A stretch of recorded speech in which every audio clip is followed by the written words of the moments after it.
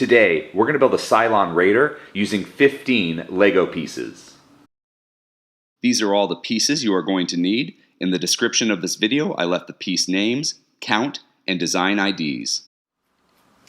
I'm going to start with this huge 4x4 plate. I know, huge for microscale. Anyway, so on the side of this 4x4 plate, I've got these two center studs on both sides. I'm going to grab two of these 1x2 plates with center clip. And I'm going to put it so that center clip is right there on the side. So we got the side two center studs facing out, side two center studs facing out. And now I've got these 2x4 kind of stud pattern here in the center. Well, I'm going to get a 2x4 plate piece just to kind of raise it up and give this thing the depth that I need. And once I've got that 2x4 plate piece in the center, on my front four studs here, I'm going to grab two of these grilled slope pieces. They're like 2x1 grilled slope pieces.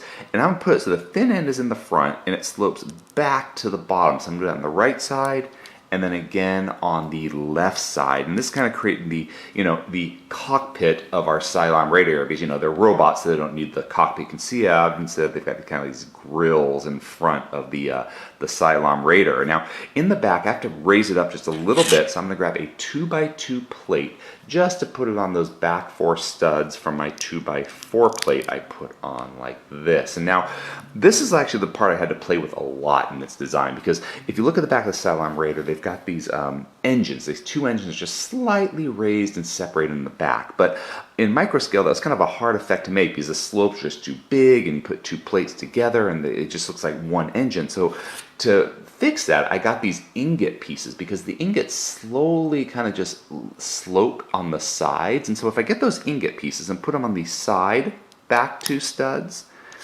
and the other side back two studs, it kind of creates those engines in the back of the Cylon Raider, and I really like that effect. And now all I gotta do now is kind of curve this thing out so that it looks like kind of that elongated flying saucer. And to do that, I'm gonna get these 4x1 curved slope pieces and just put that curved slope so that the gap there is over my 1x2 plate that goes onto my clip on the side. So I just do that on this side. And then sometimes, I usually do this first when I was building, but since I'm doing the instructions, I'm doing it second.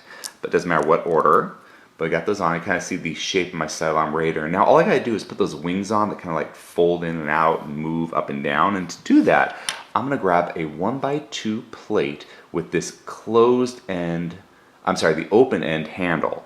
And another one of those 4x1 curved slopes. I'm going to put that 4x1 curved slope on top of the two studs of my handle here.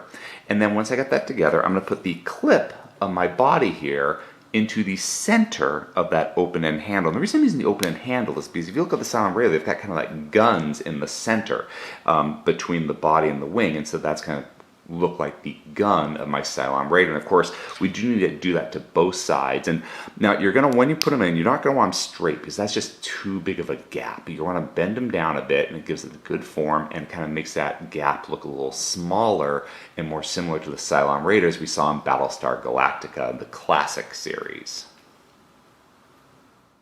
If you enjoyed this video, please subscribe or check out some of our other videos. Until next time, let's keep building together.